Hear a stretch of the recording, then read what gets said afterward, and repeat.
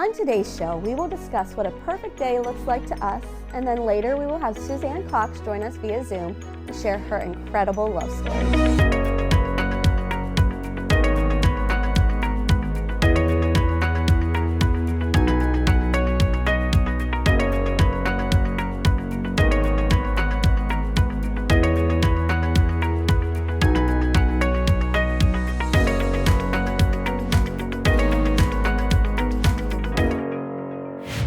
So I believe that there are a few ways God answers our prayers. He may answer with a yes, or he may answer with a not right now, or he may answer with, I have a different way or plan for this. I believe he is answering our prayers that we put before him, but if it's not a yes, or if it's not an immediate response, then how do we respond? Are we able to still trust and still surrender to him? Do we still have hope? Do we still find that joy? Or instead, do we become anxious, angry, or even unsettled? Do we let doubt run our thoughts instead? Are we only willing to trust when we get a yes, when it works out in our timetable? Do we only think he's good when it works the way that we wanted it to? I'm not here to say waiting is easy or trusting his way of doing things is easy because, well, guess what? It's not. It's just not. In fact, I find it to be the hardest part of my walk with him at times. Not because I think he's some kind of genie who should just answer all my prayers, but because I'm not able to see the entire plan and how it all works out, so then doubt comes in. Oh, how I desire to come to a place where whenever the answer is not yet, or maybe it looks different than what I'm wanting, I'm still willing to trust in who he is and believing that he is good in all things. You see, trust is a big word for me, one that I'm in a constant battle with, but I'm absolutely willing to go to battle. I remember a few years back hearing God speak to me saying these words, Kelly, just trust me. And me replying, well, I do. And then again hearing, Kelly, just trust me. And then again I say, well, I do, Lord. And I heard this phrase over and over and over for a month. Kelly, just trust me. As I walk this journey with him, I am constantly reminded of that phrase, Kelly, just trust me. I thought I did, but when times are tough or confusing, I just saw how much that I didn't. And those words come back to me. Kelly, just trust me. And really, that's what it all comes down to, my friends. Just trust him. Trust him in the yes. Trust him in the waiting. And trust him in the times he says, well, I have a different way of doing it. Just simply trust. Proverbs 3:5-6 tells us, trust in the Lord with all your heart and lean not on your own understanding. In all your ways submit to him, and he will make your path straight. We can't lean on our own understanding because that will just cause confusion. But we can lean on him, knowing he knows exactly what he's doing. And honestly, that should cause us to have an overwhelming peace in this crazy world that we do live in. And we are just three ladies, all with big opinions, always backed by a biblical standpoint. So let's talk about it. This segment is brought to you by Harry's Construction, whose motto is, if you can dream it, we can create it.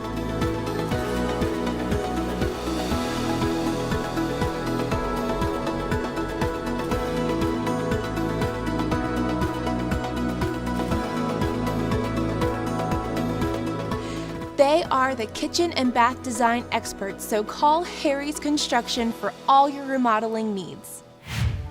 Welcome back to Let's Talk About It. And today, ladies, I just wanted to talk about what is a perfect day to you? What does it look like? What do you hope happens? Have you ever had one? I don't know that my human mind can even conceive a perfect day. Mm-hmm. I really don't. I know that I have perfect moments in a day, and I've had perfect moments in a bad day. Yeah, for sure. Boy, that is so true for us. I mean, We need to remember that. Yes. And I've seen this on the internet too, a bad moment doesn't need to ruin your entire day. Right. Right. Like, for me, like, because I thought about this, because I don't know, what is a perfect day? Like, when you hit the lottery, is that a perfect day? No, not really. I mean, It would help. You can hit the lottery for $1. yeah, that's exactly. But one morning, it was like in the fall, this past fall, on a Sunday morning, John and I got up and we got our cup of coffee and we walked out sat down on the deck. And it was a little foggy, and this family of deer was across the street at the neighbor's house. The mom, the dad, and the 3 babies. And we just sat there very quiet and watched them. Actually, they were eating my neighbor's flowers. And we thought that was a little funny because their political views were a little radical. We just thought that was funny, like, yeah, eat their flowers up. But we just kind of sat there and smiled and watched them. And it was just such a beautiful, serene moment. That was a perfect moment. It just felt good to sit there and silently watch something like that. And then they were gone. And it was a great moment. Yeah. And so I don't know. Like, what is a perfect day? I don't know. What about you? Do you? Some of the What things do you that love to do? there's one thing I love food, sweets in particular. So if we can go to all these different shops and pick up different sweets to try, Yeah. that's something that I like to do. Now, I won't eat them all, probably, but I love to go in and see what these little stores have. Not like your normal, like, shops that, like a Martin's or whatever. I'm saying these little corner stores that maybe nobody knows about, and you go in and you just see what they have. And so that's something that I don't know why I enjoy that. I love to shop. So anytime we can go shopping is going to be a good day for me. Things like, I'm all about tanning and nails, pampering, these are things that I enjoy doing. And it doesn't even need to be with anyone. You know? Right. I can do these things on my own and be happy. Yes. But things when I think of family things, I think of like baseball, football, things like that. We get together with my family on Sundays and we watch football, and that's great memories that we've had for the last 7 years that we do that. So Even the times that you have posted online y'all's responses and stuff, I enjoy it. And I'm not even there. And I'm like, oh, I love this family stuff. Yeah. So I would, it differs depending on who I'm with, probably. What I'd rather do with Troy would be different than what I would do with my family or what I would do with the kids. But being with family definitely makes it. Yeah, when you said we were going to talk about this, I'm like, gosh, there are times I've had a perfect day in New York City, seeing a show and getting the hot dog from the vendor on the street. And there are days that sitting on the beach and just watching the waves come in and out is the perfect day. Yeah. And there are, when Jack and Finley are visiting and I'm reading to them and they're just snuggled down in the bed, and that's perfect. There are so many different ways that I feel moments are perfect. Yes. And I'm like you. I don't tend to think of it in huge day quantities. I tend to think of it in moments. Yeah. I do. And I always say, describe myself as like a stop, drop, and roll type person. Like if the bottom falls out, I don't always see it as ruined. I figure out a way to, okay, how can this moment be redeemed? We're moving forward. Let's pull it together. And see, I have to work on that for sure, because if there's something bad that happens, little bit, it can wreck my day. Well, absolutely. We are like crock pots. Women are like crock pots. You turn us on low and we just heat up and we can start simmering, and by the end of the day, we're at a rolling boil when we're on low. Yes. When we're on low. Yeah. It's hard. It is. It can affect, and so I love, the fact that you said, like, a moment does not need to ruin our whole day. And that is something that we absolutely probably need to work on, to not allow those moments to affect our whole day. Psalm 118:24 says, "This is the day that the Lord has made. Let us rejoice and be glad in it." Are we glad in our days? Are we rejoicing for the blessings that God has given us? Or are we taking our eyes off of him and focusing on, well, I didn't have money for this today, or I didn't feel good today, or somebody cut me off. Right. You know, because it can be something small. And when I was the secretary at First Church for many years, there were days that I could get, that somebody could throw me off. Yeah. You know, somebody calling and complaining or whatever. And there were a number of times, not because I was always having a bad day, that I would walk over to the church and I would sit in each specific area of the building, whether it was the preschool, the playground, the youth room, the sanctuary, and I would just sit and I would pray over what was going to go on in that space. That's good. And reshift my focus. Reshift my focus. Yeah. Yep. That is so important. I try to do that at home, at work, wherever I am. Yeah. I do.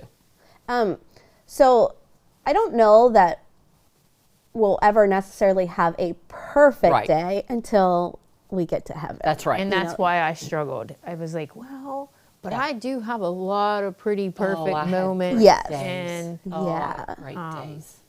And I think what's important is to remind ourselves too, in the times that maybe aren't going so well, but I had this. That's moment. right. That's Yes. exactly I had right. this day, and I can hang on to that knowing I'm going to have another day like that. Yep. That it's not over. Yep. And you know, I can remember a time, and I was young. I might have been 15, 16-ish.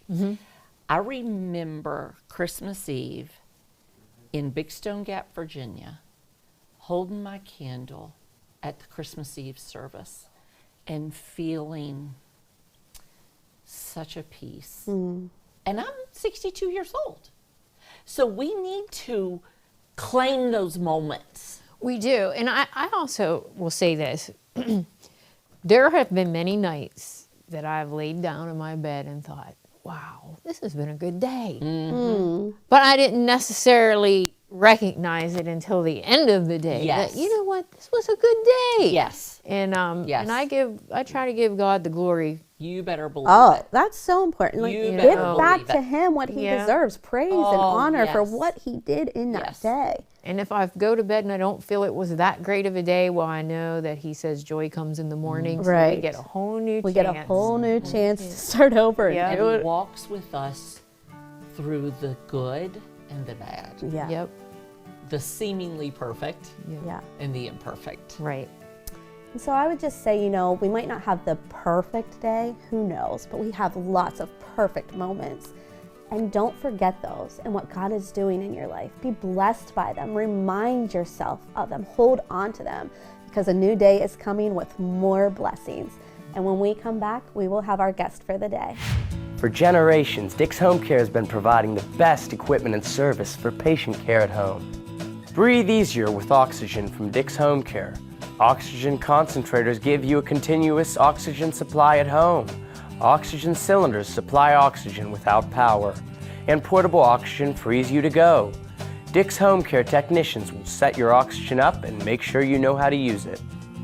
Call the leader in home medical equipment, Dick's Home Care. Next time on Man Up, we'll have Mike Jennings, and we'll be talking about veterans. About 12 years ago, while we were presenting at the bases in Norfolk, Virginia. And during that time, got to know one of his people, and we did a few projects together. And I had just happened to call him up this past spring and about help on a project we were doing, and one thing led to another, and he told me that he and his wife were retiring and selling the company, and here I am now, the new owner. All that and more next time on Man Up. Welcome to Let's Talk About It. And today we have a beautiful guest with us, and I'm going to let her introduce herself. Hi, I'm Suzanne Cox, and I'm from Birmingham, Alabama. and I'm married to Pastor Ron Cox from Kingwood Church and in Alabaster, Alabama. And so I'm so blessed to be with you, Kelly, and you ladies. It's just going to be a wonderful time together. It will. She is just, every time I see you, you put a smile on my face. I just think you're so fun and you're so beautiful. Aw. And she actually has an amazing story about how she met her husband and kind of the things that happened to make that all come into play. And so take us back to the before you met him. What was kind of going on in your life? Okay, before I met Ron, I was really from a broken home, and I was raised here in the Birmingham area, and I had become through many bad situations in my life, became an alcoholic at about 16 and a cocaine addict by 23. And my life had spiraled out of control from a very early age. And so I ended up in treatment centers, but my mom had done the best she could. She took us to church. But it was a church where I really had never heard about the born again experience. And so I ended up just living my life for 31 years out in the world. And then at 31, I wandered into an Assembly of God church and got radically saved and filled with the Holy Spirit. And God just set my life on course. And I was just so grateful to have the privilege of walking this journey out with some incredible mentors. My little Miss Betty is 97 years old, and she has just been a godsend in my life. And so from there, I went on to Bible college after 3 years of staying at my home church with my little pioneers of faith, who taught me to fall crazy in love with the Word of God and with Jesus, and serve in the church. And then I went off to Rhema Bible Training Center in Tulsa, Oklahoma, and just really learned how to be led by the Spirit of God and walk by faith. And then I went on to India as a missionary, where I worked with Project Rescue. Oh my okay. My mind is blown already. And you haven't even met your husband yet. I know. She actually has a very amazing story about everything that happened during this time, and we might have to have you back for that part. Absolutely. But Yes. What a transformation took place in your life.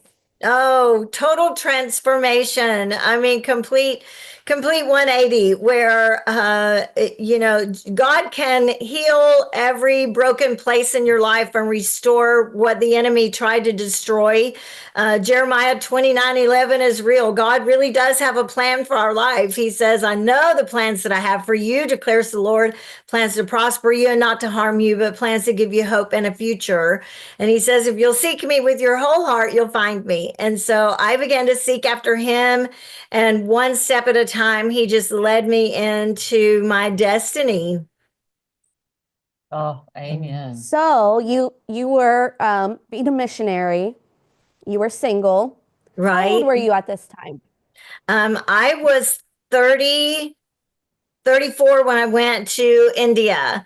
Yes, and laid aside the dreams of ever being married to go work in the home with girls who we were rescuing from brothels, and rescuing, restoring. And I learned not to see them as a problem, but as a gift to be unwrapped. And there's so many beautiful daughters of India in bondage, and I was so privileged to have a part in restoring their lives and seeing them come to the knowledge of Jesus and a life transformed by the power and the love of God. Right. So you were okay with being single at the time, but then something happened.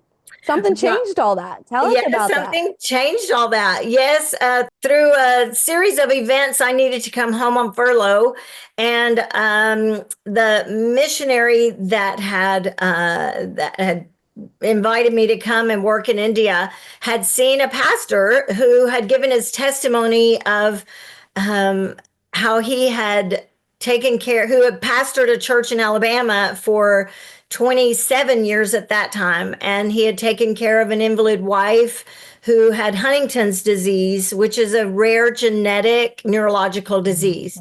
And he had taken care of her for 24 and a half years. And she had gone from a healthy, vibrant, beautiful woman to finding out that she had Huntington's. And then they had told her, you're so far advanced now, within 5 years, you will be in a wheelchair and then in a nursing home. And so he took care of her in the home the first 15 years. And then he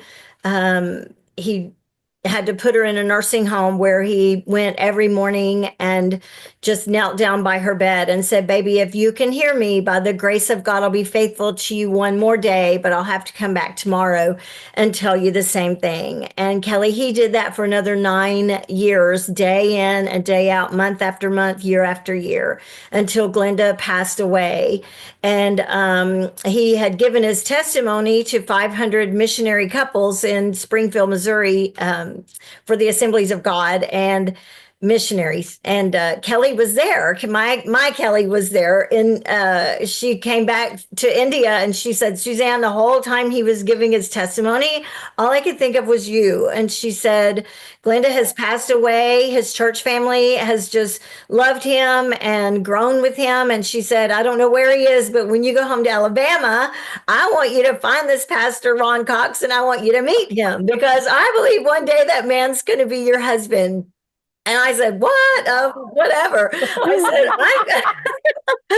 I said, I'm coming back here. These are my girls and this is my home. And she said, well, I'm just saying. And I said, well, I'm just saying, if God wants me to meet Pastor Ron Cox, he'll have to set up a divine appointment. And so when I came home, I got off the airplane and I was home for 3 days, and I called my pastor and I said, I need to get back to India. I had to come home in an emergency situation. And I said, let's talk about how I'm going to pay for this ticket. And he said, well, come on in the office. And so we were catching up, and Pastor Loper was sitting there talking with me, and all of a sudden, Dolores, his secretary, came in and she says, Pastor Loper, Pastor Ron Cox is on the telephone. And I'm like, Ron Cox? That's that man's name. And she said, so Pastor Loper, he says, oh, Ron, he says, he's on the other line. He goes, oh, Ron, I can't play golf with you today. Real spiritual stuff they were talking. And he said, but I've got appointments back out the door. And then he looked at me and he goes, but I'm sitting here with a missionary from India. She's never been married. She got born again in my church. And he said, what? She'd probably love to play golf with you today. Here, talk to her on the telephone. And I said, no, I don't even play golf. And so he's handing me the phone, and Ron's going, no, John. He said, I don't want to play golf. I don't even want to meet her. He's thinking missionary from India, never been married, must be looking like Mother Teresa. And so he says, so I get on the phone with him and we talk fast as we can and hang up. And so I told my pastor the whole story, and I said, this missionary told me about him. And he said, Ron has been one of my best friends our whole life. He said, I went to Bible college with him at Southeastern.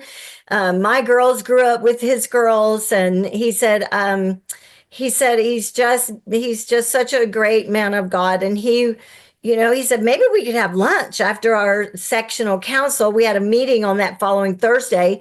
And I said, I don't know about that. But I came into the continental breakfast that morning and I asked one of my women in ministry ladies, I said, is Pastor Ron Cox in the house? Because, I thought now's my chance to spy out the land. And she said, well, he's sitting over there with Pastor Loper. So I turned around, looked at him, and I said, "Oh Lord, you have my permission to go with this one." And so, so we actually The journey began. And how long have you guys been married now? we have been married it'll be 24 years, February 17th. We got married in 2001. That is Yeah. so beautiful. Yeah. I just So- love how God has worked and restored and redeemed every area that the enemy Every tried to area. steal from. Yes. Yeah. Yeah, he We really just has. want to say, thank you so much for joining us today, sharing a little bit of your story. There is so much more to it. It's a beautiful story. But thank you. I encourage those who are still looking for a spouse, keep your heart open and let God do the leading, because he brings the right person. That's exactly right. He is faithful. He's so faithful. Yeah. He is. And when we come back, we will have our tip for the day.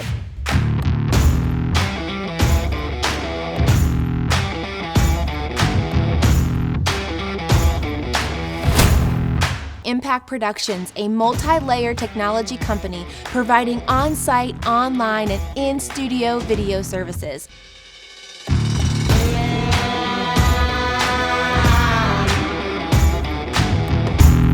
Contact Impact Productions to capture your story.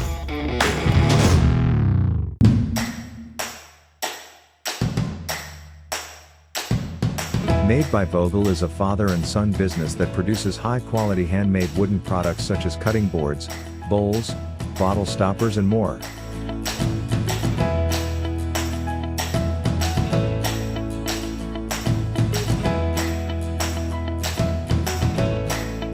Products for sale can be found on their Etsy site or in downtown Altoona at the Clay Cup. You can't go wrong buying from Made by Vogel.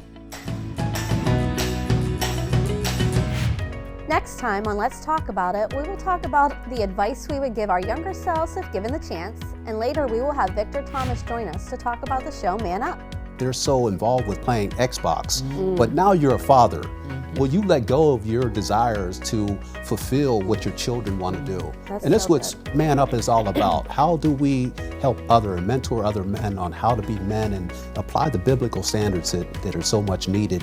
All that and more next time on Let's Talk About It. So my tip today is be kind to yourself. When this airs, we will be a few weeks into the new year, and we may have already gotten off course for what we wanted to see for this year. Guess what? That's okay, because today's a new day, and we need to stop tearing ourselves down. We put so much pressure on ourselves to be different, to do better, and it's not wrong to want, but how you talk to yourself, it matters. So here's a few things to start saying over yourself instead of all that junk that you may be saying. Today, I'm going to show up for myself. Today's a new day to make things happen. I'll focus on my progress and find joy in those little things. I choose to keep calm and keep things in perspective. I'm excited to see what today holds, as I know I am capable of so much as I surrender to Him. Let's get moving and make today count. I encourage you to choose to talk to yourself more kindly.